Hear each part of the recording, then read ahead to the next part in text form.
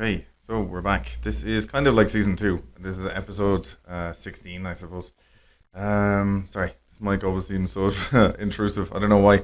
And yes, so I might look hot on my face, but I'm Irish. It's 37 degrees, and I'm recording my podcast in my office where I don't have air conditioning at the moment, and I can't turn on the fan because it affects the mic. Okay, so going to be dying and sweating for you. Okay, question 82. Do you believe in voting?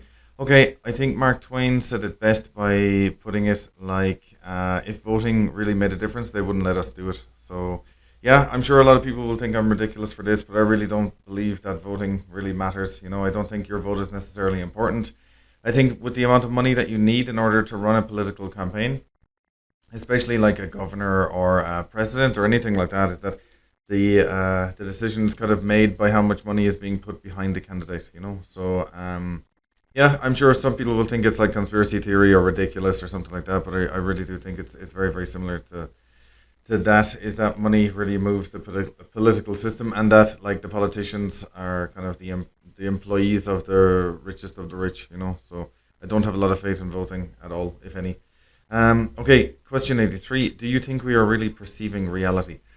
Okay, we are, according to us. We can only interpret our reality because we're using our senses, like touch, smell, taste, see, all of that, in order to understand our world. So in reality, we are seeing reality, but not all of the reality. I do believe in different realities and different forms of existence and everything like that, but definitely perceiving reality as far as we can go, as in like a genius monkey. We can definitely see everything around us, but definitely there are like new types of technologies, and we're kind of expanding more in quantum mechanics and quantum physics. So then we're understanding a lot more about the inner workings, like gluons and that kind of stuff, at the very, very lowest level. So I think we are as far as we can, because we're a very kind of primitive race so far. Okay, do you believe in different dimensions? I think I do. I think the last, like with string theory and the multiverse theory and everything like that, there's probably around 11 dimensions or 12 or something. So I do definitely believe in different dimensions. I don't think we can travel there, and I don't think if we could, we should or would want to. So I do believe in different dimensions, but they're singular. They're basically like different lanes of traffic that we can't cross into. And if we did, it would probably cause like a ripple effect or something like this, or like a butterfly effect that we really don't want to happen. So I do believe there are different dimensions. There are other realities and dimensions where, for example, there's one where I never came to Mexico. There's one where I never got married. There's other ones then where Hitler won World War II. All these different things like that. So I do believe that all of these things do exist, but they are in very different lines or lanes, if you wanted to say it like that, like carriles in Espanol. So that would really split things between different dimensions and realities and kind of block people from going there. So I do think that one person existing in one dimension couldn't cross over into another dimension, because then two people would exist in the same dimension, if that makes sense. Okay, 85.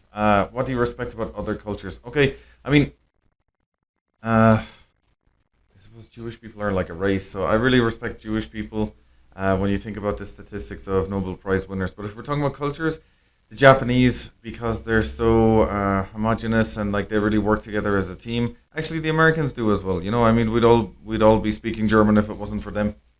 So the Japanese and the Americans can be very kind of square or robotic almost at times, but they work incredibly well as a team, and then they do things really, really well. Like when the Americans really want to do something, they do it 100%. So I really respect that. Not talking about Mexican or Irish, something a little bit different. Yeah, like, I mean, I think the Canadian culture is very interesting as well. It's a very peaceful place, very forward thinking, kind of a socialist, capitalist, democratic kind of system that seems to be working really, really well. What else? I suppose Indian as well, because like the oldest literature that we have is Indian.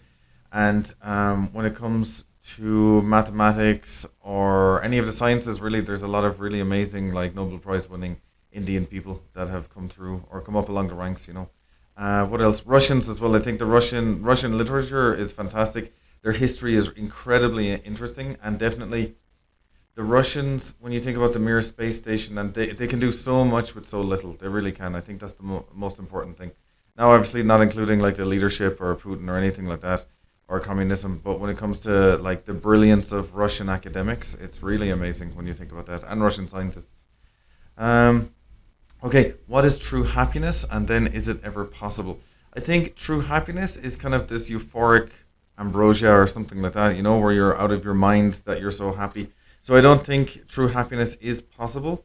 To answer the second question, I think to be incredibly content is definitely possible. I think that's the most important thing, is that you can be incredibly happy with your life and what you've done and where you've come with it, or vice versa. I mean, you can be incredibly unhappy with where you are in your life now, which is very, very sad to see when someone is in the later stage of their life, and they feel like they really haven't achieved anything, or else didn't push themselves enough. Okay, 87. Do you agree or disagree with stem cell research?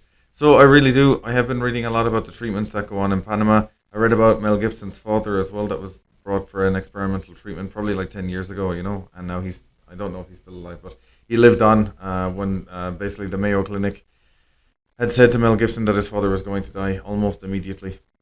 So definitely, I do agree with stem cell research, but I don't know. The problem is that like when it's taken from like aborted fetuses and stuff like that. I mean, I don't care about that. I mean, it's only going to be incinerated or thrown away anyway, so I wouldn't disagree about that. It's just, I think ethically, I wouldn't care because the pros outweigh the cons. I think the issue here would be, for example, that people have too much hope in it, like Christopher Reeve, where they think that it's like a magic potion that is literally going to solve every single problem that they have, and it's really not true.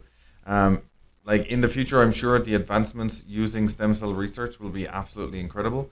But as of now, I mean, it is developing very, very quickly, but it's not a miracle cure. Excuse me. Okay, can you tell? This is 88. So, can you tell if someone is lying and how? I think I can. I'm really observant like that. I think my observational skills are really, really well honed, or definitely I have honed them within the last few years. I definitely know when someone is lying because they have certain tells, they have certain subconscious mannerisms that help you understand that this person isn't being 100% honest with you. I think adults think that they're fantastic liars, and I think kids can see through that.